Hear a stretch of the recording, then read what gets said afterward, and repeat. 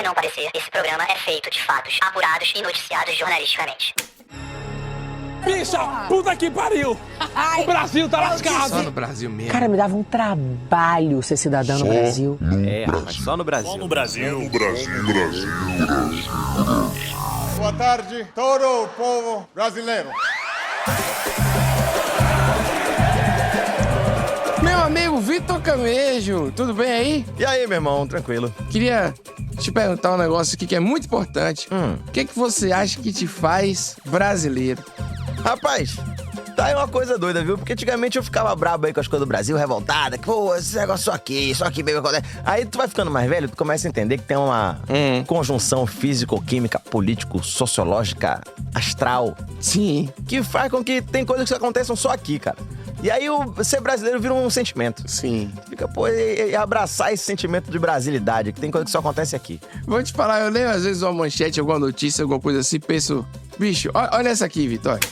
Gansos são usados como seguranças em presídio no Piauí. Sim. Maravilhoso, pô.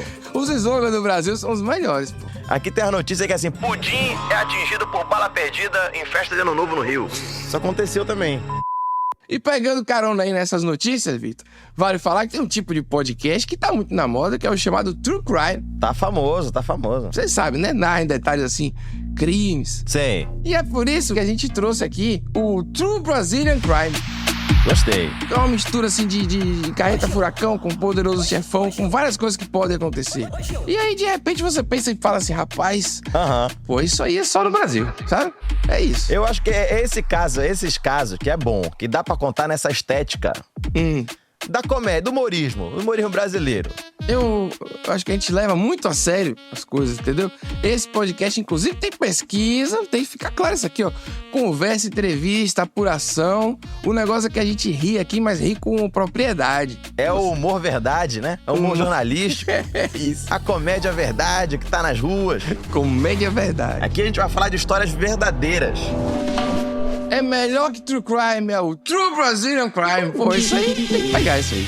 É o crime com molejo. Sem mais delongas, nosso querido ouvinte, eu sou Pedro Duarte. E eu sou o Vitor Camejo. E da Wondery, esse é o Só no Brasil.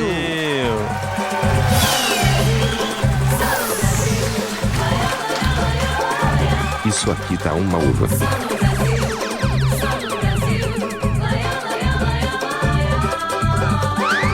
Vitor, muita gente diz que viver é uma arte, né? O brasileiro sabe viver. O brasileiro, né, pega o limão que a vida dá e transforma em caipirinha com etanol. A gente consegue fazer tudo.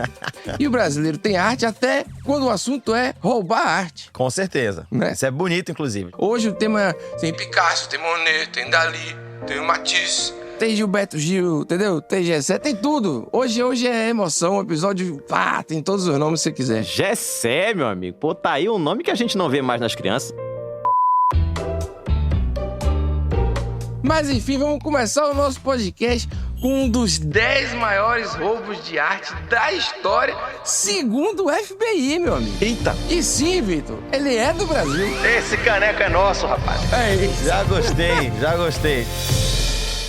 Aconteceu, claro, no Rio de Janeiro, mais especificamente no bairro de Santa Teresa, região central da cidade, no dia 24 de fevereiro de 2006.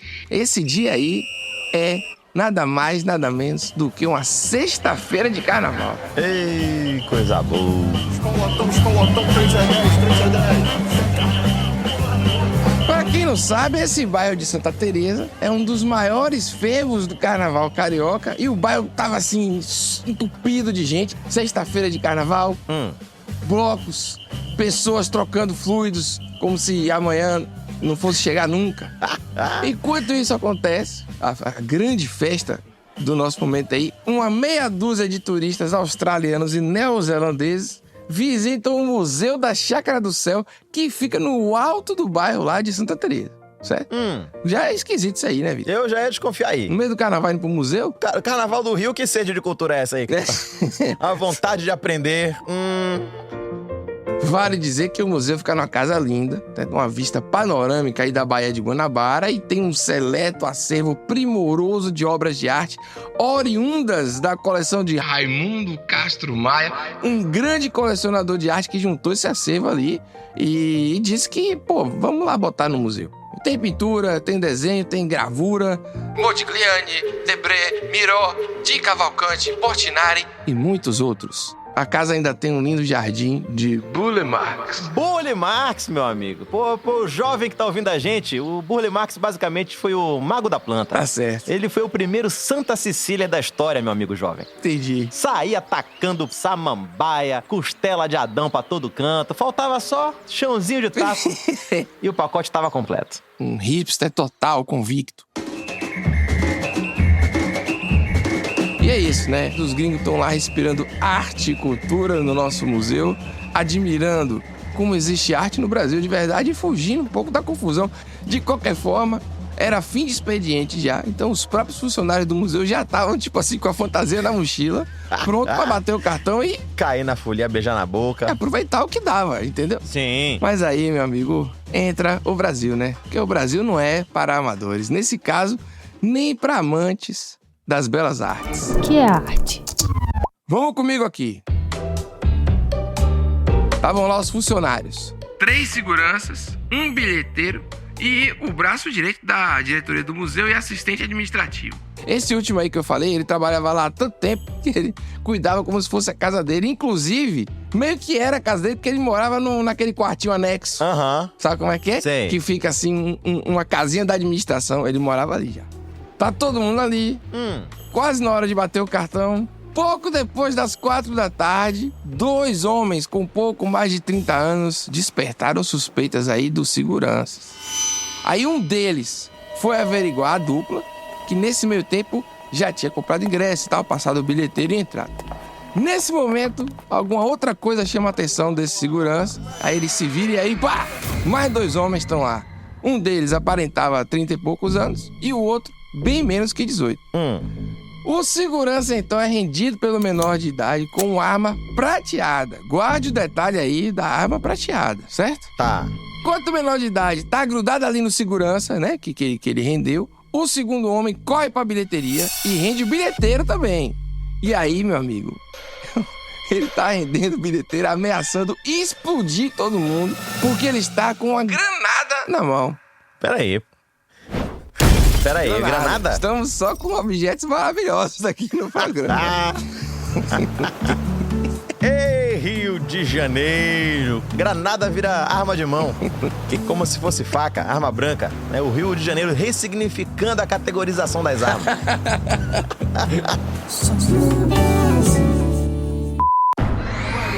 Então a gente já tem aí reféns na história, né? Que eles estão ali na salinha atrás da bilheteria. E os bandidos imediatamente já desligam também o sistema de segurança, de vigilância e tal, e tira, né, as fitas. Aí a outra dupla de ladrões, que já tinha entrado antes e tal, lembra que pagou o ingresso? Sei. Aí eles escutam os gritos vindo da bilheteria e tal, e aproveitam pra render também aí os visitantes e os seguranças dentro do museu. Sacou?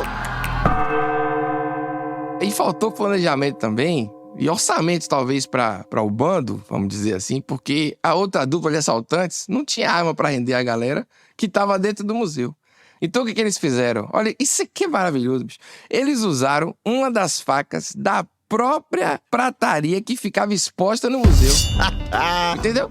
Pegou ali um conjunto bonitinho da família Castro Maia, fundador do museu, uma coisa fina, importada. Os caras cataram a faca de manteiga. Exato, pô. Do século XIX. Cara, imagine que loucura, que maravilhoso, pô. Tá, não, peraí, só pra eu fazer a listinha aqui que eu tô anotando o caso. Vamos lá. Então a gente tem os visitantes do museu, os vigia, todo mundo rendido, bilheteiro rendido. Sim. Aí tem uma faca de manteiga lá da prataria. Exatamente. Uma granada de mão e uma pistola prateada com os bandidos. É isso aqui. Isso, tá todo mundo agora na salinha ali onde estavam os primeiros reféns. Juntou a galera, entendeu? Tá. E aí todo mundo se rende. Na casa, que tem 3 andares, tem um grupo de australianos com um taxista e tem algumas outras pouquíssimas pessoas. Essa aí é a jornalista Cristina Tardáguila. Ela tem uma extensa pesquisa sobre esse caso e escreveu o livro A Arte do Descaso, também sobre esse crime. E a gente conversou com ela para entender melhor essa história toda, então ela mesma vai nos ajudar a contá-la. No primeiro andar, trancados ali, e um dos 4 criminosos fica ali com uma arma, ao que tudo indica, é o mais violento de todos, é o mais agressivo de todos, fica ameaçando os caras, sacudindo a arma, dizendo que vai matar todo mundo, que é melhor todo mundo ficar calado. E aí, Vitor, enquanto tá esse clima gostoso ali na salinha dos reféns, os outros ladrões estão lá no museu fazendo o que eles foram fazer, que era roubar de verdade as obras de arte do museu, certo? E aí, eles se depararam com um problema. Não tinham os equipamentos necessários para arrancar os quadros da parede. Não tinha uma malinha de ferramenta. Não tinha. O que é que um gringo faria? Desistiria? Talvez roubar só umas camisetas e uns bonés ali na lojinha do museu? Sabe, um lápis? Assaltei a chácara do céu e lembrei de você. Um porta-copo. Porta-copo é o pior presente que tem, na moral. Puta merda. Porra, horrível, velho. O cara vai no Louvre e traz um broche. É verdade, é isso mesmo. E para retirar os quadros das paredes e o livro de gravuras de um estante de vidro, os ladrões usaram o quê, Vitor? O quê? Mais uma vez, os talheres da prataria do próprio museu. A primeira sala, mais bacanas da casa, na verdade, é uma mesa de jantar que era usada pelo Castro Maia, com a louça que faz parte da coleção, com os talheres que fazem parte da coleção, e ele pega uma faquinha, um garfo, uma colher, e ele sobe num aparador que está ali, e ele começa a tirar os fios de nylon, né? Os quadros estão pendurados por fios de nylon. Ele começa a usar esses talheres para romper o fio de nylon, né? Quem visita a casa até hoje, dá para ver tanto esse lugar onde o garfo e a faca, né, comeram um pouco da parede, da pintura da parede, e também dá para ver onde o cara subiu, um dos quadros, caiu com toda a força. Então tem a marca. Ele sequer conseguiu segurar enquanto ele estava cortando o nylon. E aí, meu amigo, você vê a versatilidade dessa prataria. Quem viu facas Guinzo nos anos 90 não sabe o que é essa prataria aí, meu amigo. É isso. Serve pra jantar, render gente, arrancar moneda da parede. Isso é por isso que era cara, com certeza. Com certeza, meu amigo. E aí, para alcançar os quadros que estavam em lugares mais altos, o pessoal subiu em alguns móveis, que eram antiguidades, claro, ali do século XVIII. Mas, Vitor, com todo respeito, viu? Eles tiraram as louças que estavam em cima, tudo bonitinho, entendeu? E depois colocaram de volta onde estavam. Que bonito, entendeu? Que fofo. Mas aí entra a estupidez também, porque foi dessas louças que a polícia extraiu as impressões digitais dos ladrões. Maravilha, pra você ver que o bonzinho só se fode, meu. Os caras querem arrumar as coisas direito? Olha aí. Vale ressaltar que as únicas armas que os seguranças do museu possuíam eram apitos, viu? Fica no carnaval. Meio do carnaval. É. Os caras... Exato. Não, apito fica completamente inútil no carnaval. Todo mundo apitando. Exato. Num raio de 300 quilômetros. Mais uma vez aí a sagacidade dos nossos ladrões em neutralizar o arsenal do segurança brasileiro. Então, beleza, tá tudo em paz aí, os bandidos já entraram, já rendeu todo mundo, entendeu? Usaram as colheres de sobremesa pra arrancar os Picassos e os Monet da parede, tá tudo embaixo do braço e já começam a partir e retirar, certo? E aí, nisso, chega Roberto Machado, que é o vigia do turno da noite. Roberto chegou pra substituir a equipe de trabalho do turno da tarde. E aí, ao chegar, ele aí cumprimentou um guarda que estava na guarita e percebeu o movimento dos ladrões fugindo. Um dos ladrões estava atravessando um bambuzal que tinha no lindo jardim Burle Marx e ele estava com um Picasso nas mãos. O ladrão tá lá com o quadro, tentando descer um barranco que dá pro muro do museu com a rua. Eles estão saindo da casa com as pinturas, exatamente como elas estavam expostas na parede, e eles voltam a descer a rampa para sair da casa, né? Mas eles, em vez de tomarem a rampa, digamos assim, asfaltada, com pedra, eles descem pelo gramado. Um dos camaradas que está carregando o Picasso toma um tabaco, rompe, né? Ou rasga os desenhos. Bicho, rapaz, o cara tá carregando um Picasso. Escorregou e deixou o quadro cair. Rasgou a tela. Isso aí é rasgada de milhões, moleque, de prejuízo. Rasgou o Picasso. Nesse momento, Roberto, nosso vigia noturno, corre atrás do assaltante, mas é surpreendido por um segundo elemento que desfere uma coronhada em sua cabeça. Roberto fica zonzo e confuso. Os homens então obrigam ao nosso querido Roberto a ir com eles pelo caminho íngreme até o muro do museu. E aí um terceiro homem fica na retaguarda de butuca. Aí quando eles chegaram no muro, que dá pra rua Joaquim Moutinho, um dos homens perguntou pelo carro que deveria estar ali esperando já, né? Pra levar as pessoas. E aí mandou o bandido que escorregou ir atrás desse carro. Enquanto isso, o assaltante que segurava a pistola ordenou que Roberto voltasse pro museu e disse que nada aconteceria com ele. Roberto, fique tranquilo que aqui a gente só quer saber dos quadros mesmo, das coisas. Roberto correu, mas teve tempo de ver os 3 homens pulando o muro. Pô, cagaço, hein? Roberto, então, que não é besta, foi diretamente à casa ali do braço direito da diretora do museu. Lembra aquela casinha que a gente falou aqui? Sim. Esse cara já tinha terminado seu expediente e por isso não ouviu nada.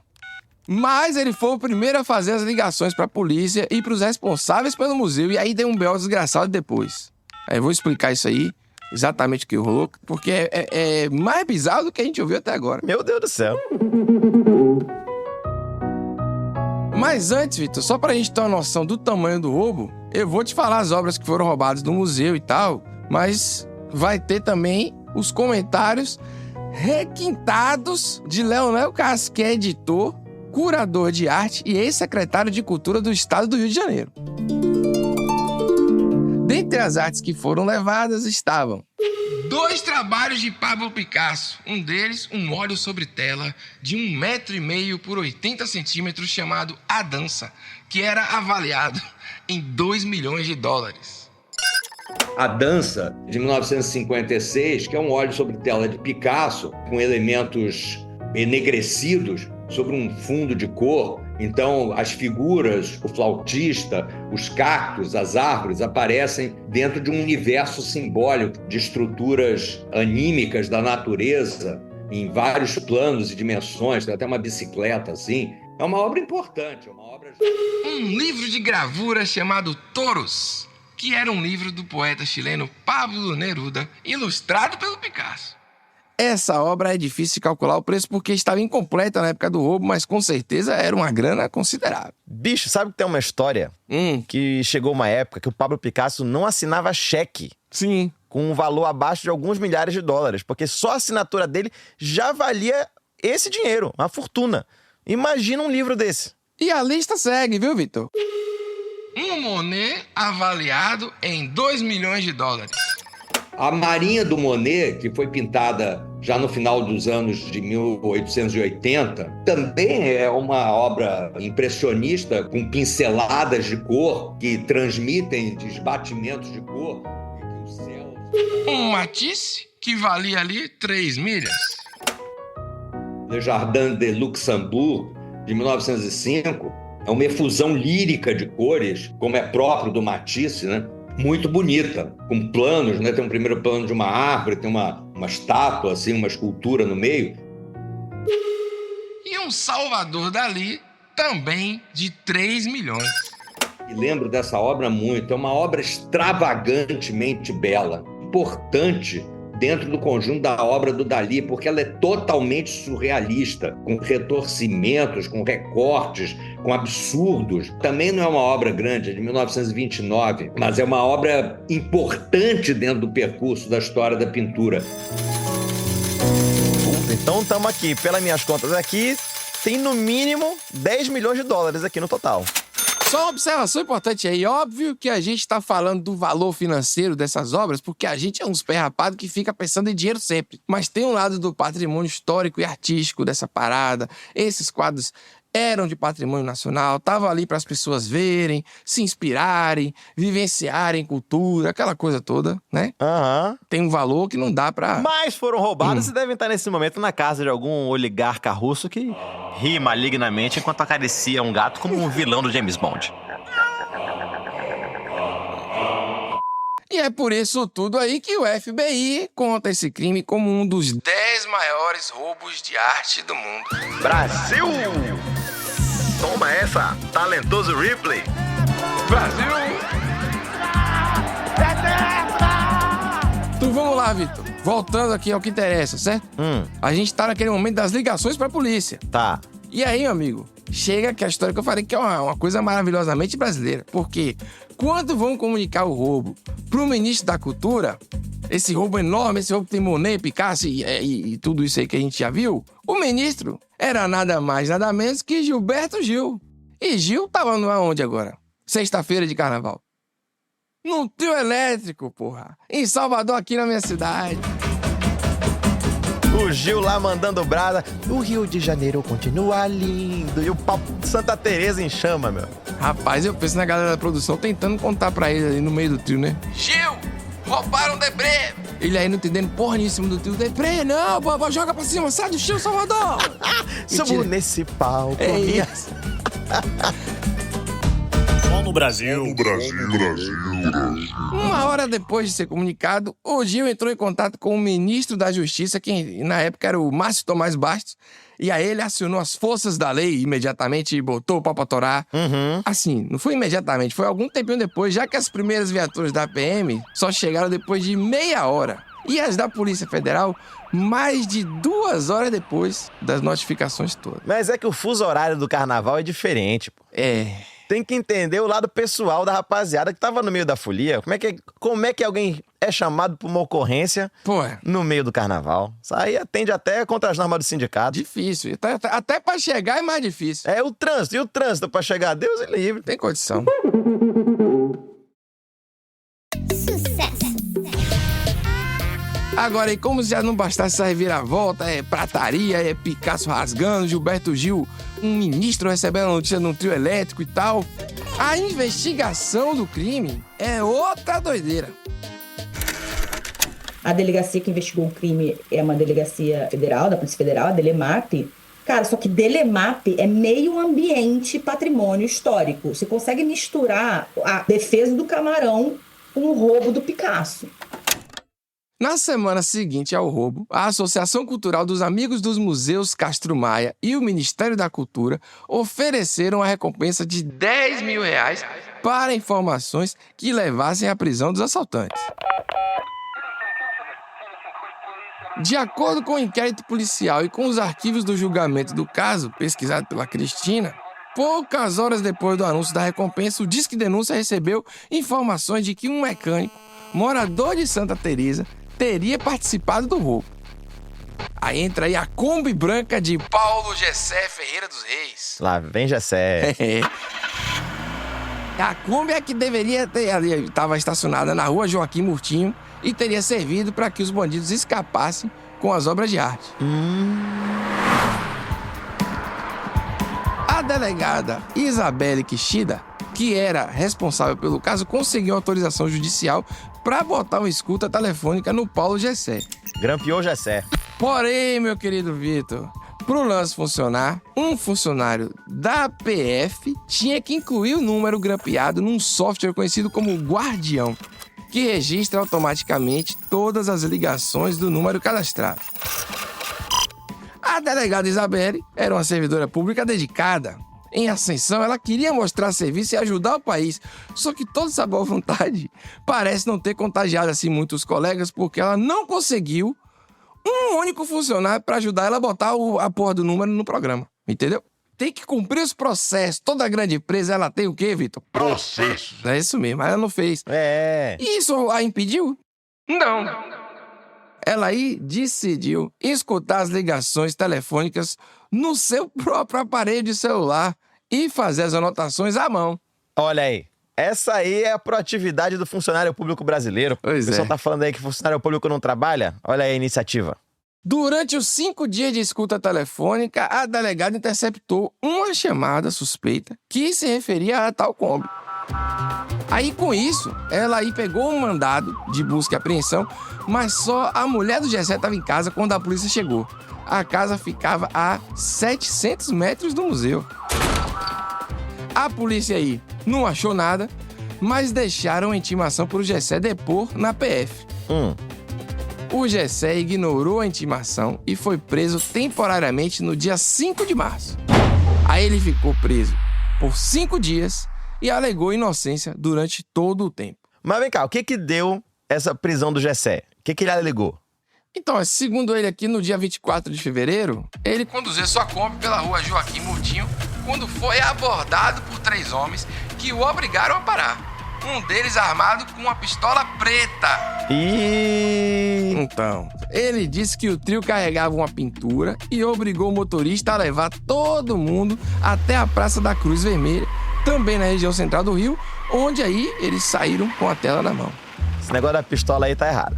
Todo mundo falou que era prateada, agora tá falando que é preta. Tem boi na linha aí. Além da diferença da cor da arma, o Gessé também disse que não conseguia fazer uma descrição dos bandidos e até a descrição da tela que os homens carregavam é muito diferente de qualquer um dos quadros que foram roubados. Basicamente, o Gessé, ele é um grande incógnita na minha cabeça. Ou ele é um pobre coitado que foi rendido e virou bode expiatório dessa história ao máximo que pôde, foi, assim, destruído pela polícia, pela justiça, pelo Ministério Público. Tudo que um bode expiatório sofre, esse cara sofreu. Ou ele é isso, uma vítima plena da história. Ou ele é bom pra caceta e ele se fez de vítima quando, na verdade, é um criminoso, cara.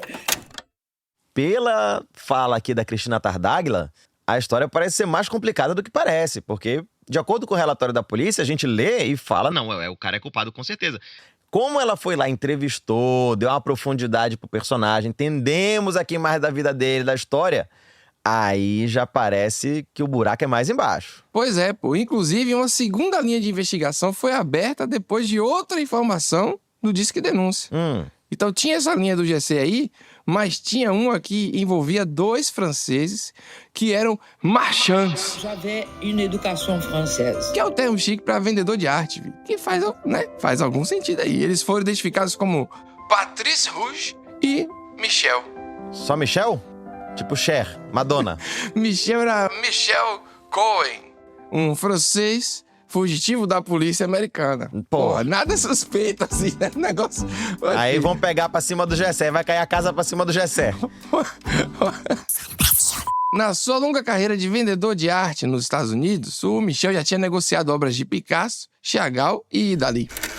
Michel Cohen, a gente está falando de um camarada, um francês, que migrou para os Estados Unidos e conseguiu entrar no meio dos galeristas, começou a subir, a escalar esse espaço, digamos assim, de elite glamurosa da arte nova-iorquina, a ponto de se Rapaz, alpinismo social devia ser esporte olímpico, né? Cada carteira é um Everest. Ele negociava, ele oferecia materiais para Sotheby's, materiais para as galerias da cidade. Ele vira um agente de arte de grande renome em Nova York. Aí, a gente está falando da década de 90, né? E aí ele ganha uma grana com isso. Ele vira uma pessoa, ele não chega a ser milionário como seus clientes, mas ele acaba ganhando umas porcentagens bacanas nas negociações. Ele faz uns investimentos com essa grana e acaba quebrando com a bolha tanto das .com quanto a bolha das casas no início dos 2000. E aí ele começa a vender e não entregar. Ele começa a vender a mesma coisa para 2 pessoas. Para tentar preencher o buraco da grana dele, ele começa a fazer malandragens com a arte. Cara, até que a Sotheby's cansa daquela bagaça e fala assim, vou denunciar. Ele denuncia o cara some no mapa. Tem um processo aberto contra ele nos Estados Unidos, na época, até 16 tinha. Ele é buscado internacionalmente por ter golpeado a Sotheby's e golpeado outros tantos colecionadores de arte de Nova York e mundo. E aí, corta, começo dos anos 2000, e chega no Rio de Janeiro, pum, o cara acaba sendo encontrado em Ipanema, casado com uma alemã, ele é preso, detido em Ipanema, e aí tem um processo de extradição, e aí é maravilhoso, que ele foge. Pum, desaparece. O outro suspeito francês era o Patrice Rouge, que era um artesão, tinha um ateliê em Santa Teresa, mas também tinha um escritório na França onde negociava arte. Outro esquisito também. Segundo a Cristina, que detalha isso no livro dela, com essas 2 linhas de investigação, a dos franceses, mandantes, e do Gessé, motorista da Kombi, a PF deu preferência ao Gessé. Tá brincando. Motorista da Kombi, é isso. Ô, meu amigo, aí também é difícil. Só que aí, Vitor, Gessé foi liberado. Sabe por quê? Porque tudo que a delegada Isabelle tinha conseguido com aquela demonstração de proatividade dela... Cara, mandou grampear geral. Tudo que ela conseguiu foi, obviamente, anulado pela justiça. Porque tudo tinha sido instalado de modo legal, entendeu? Então, assim, não gerou provas contra o Gessé. Tá vendo, meu irmão? É por isso que eu sou contra a proatividade. É isso. Olha aí, o cara quer ser proativo, fez prova ilegal. É isso. Não tem, meu irmão, nada, se não fizer nada, não tem nada pra dar errado. Simples assim. E quanto aos franceses, meu querido Vitor, a polícia até, tentou achar os caras, acharam os endereços oficiais, foram em outros lugares e aí não deu em nada. Depois disso, uma terceira informação, também do Disque Denúncia, chegou à Polícia Federal. Restos queimados de telas foram encontrados em Santa Teresa. Queimaram o Picasso, rapaz. Quando os caras lá da Polícia Federal acharam os restos e levaram para análise das museólogas da Chácara do Céu, foram encontrados 3 registros marcados, que batiam com os registros do Picasso, do Dalí e do Monet roubados. Mas as técnicas também da instituição concluíram com alívio que os restos eram só das molduras e do passepartout, que é uma moldura que serve para isolar e proteger as obras. Que eu nem sabia que existia até fazer esse programa aqui. O passepartout não vou dizer pra você que eu sabia o que é. Nem eu, exato. Nem eu. Acho que eu preciso mais pra museu e menos pra carnaval. Aí o pessoal comunica pra PF que eram só as molduras e o passepartout e um agente da Polícia Federal responde: peraí, a gente tem aqui nos registros os nomes de Picasso, Matisse, Salvador Dalí e Monet. Quem é esse tal de passepartout? Tá vendo aí você? Não é possível. É, mano. Quer dizer, é possível sim, eu acredito. Eu fico imaginando como é que foi a galera tentando descrever pra esse policial aí a tela. Como é que vai falar? Pô, como é que era a tela? A mulher já vira e fala, pô, ele transmitia melancolia. Ela me fazia... Na hora que tu bater o olho e se emocionar... É essa. É o que a gente tá procurando. É. E aí, Vitor? Claro, o caso depois deu uma esfriada, mas aí mais pra frente, uma terceira linha de investigação se abriu quando outra denúncia anônima chegou à Polícia Federal. O caso é montado todo nesse Disque Denúncia. Rapaz, mas tem muito fofoqueiro nesse caso, hein, bicho? Aparentemente, um Le Jardin de Luxembourg, que era o quadro do Matisse, tinha sido anunciado por 13 milhões de dólares num site de leilões da Bielorrússia. Meu Deus, pra mim, meu irmão, qualquer coisa da Bielorrússia já é Deep Web pra mim.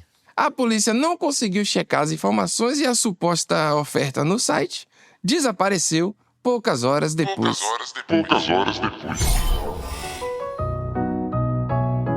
Como as investigações da Polícia Federal não avançaram, a jornalista Cristina Tardáguila começou a pesquisar roubos de arte no Rio de Janeiro em arquivos de jornais.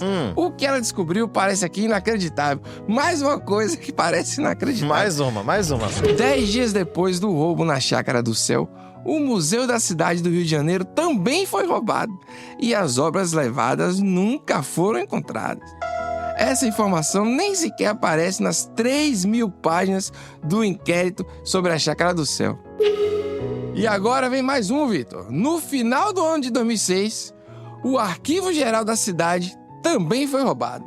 Pô, meu irmão, o Rio de Janeiro teve o primeiro arrastão de arte. Meu Deus do céu. Na pesquisa, a Cristina também chegou em uma edição de 89 da revista Veja, que dizia que as obras Le Jardin de Luxembourg e Les Deux Balcons de Dalí já tinham sido furtadas no Museu da Chácara do Céu em 3 de maio de 89. Eram sobreviventes. Exatamente. E nesse roubo de 89 foram levados 10 quadros. Porém, nessa época, a investigação ficou com a Delegacia de Roubos e Furtos da Polícia Civil do Rio de Janeiro. E o crime foi resolvido em 14 dias.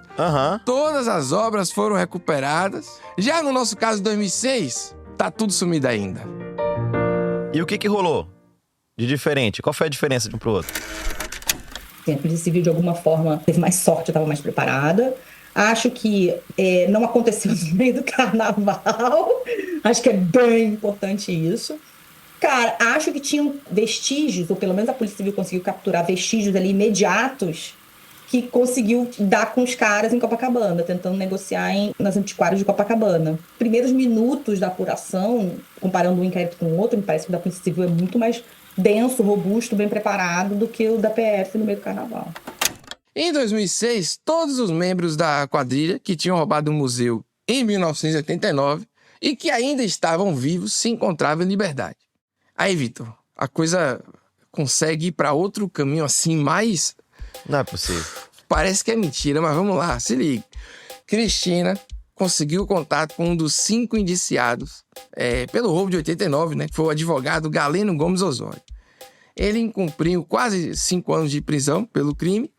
E aí ela encontrou o advogado a partir da ligação dele com a religião Sechonoye, porque ele aparecia como palestrante de um evento da instituição num site. Mas, rapaz, onde é que vai? Onde é que a gente tá indo com isso aí que já tá na Sechonoye, velho? Pois é, meu amigo. Ela entrevistou o Galeno na sede da Sechonoye e ele disse que em 89 ele foi ao museu, pegou um catálogo da exposição e saiu oferecendo aí pelos antiquários da cidade. Olha aí, a proatividade atrapalhando o ser humano de novo. Que absurdo, velho. No nosso roubo de 2006, nada foi recuperado. Quer dizer, assim, nada não, né? Porque veio os pedaços de moldura e do Passepartout queimados, então... Devia expor isso aí, cara. Devia expor o Passepartout. É mesmo? Esse Passepartout aí merece reconhecimento. Isso. Vida e obra, vida e a morte de Passepartout. Exato. Seria o primeiro monumento à incompetência e descaso com o patrimônio cultural e artístico brasileiro. Pô, seria legal, né? Não vou nem dar essa ideia não, senão vão roubar ele de novo. Pronto. Só no Brasil.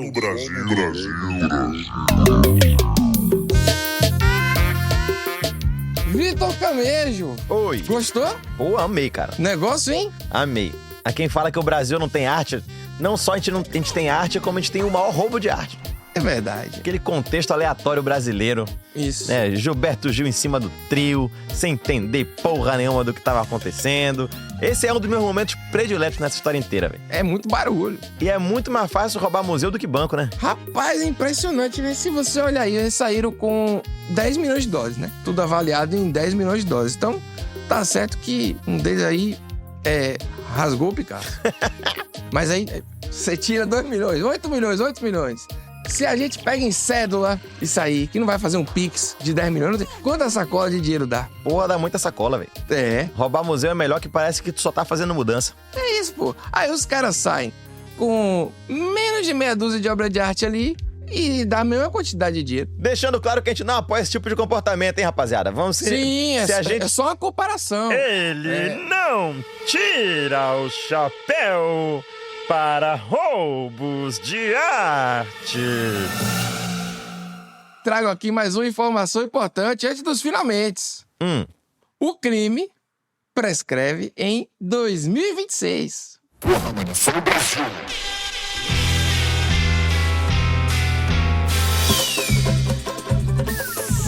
E esse foi o nosso episódio de estreia do Só no Brasil. Já tem outro pra escutar e semana que vem tem mais, viu? Vai que o próximo sou eu que tô contando, hein? Vixe!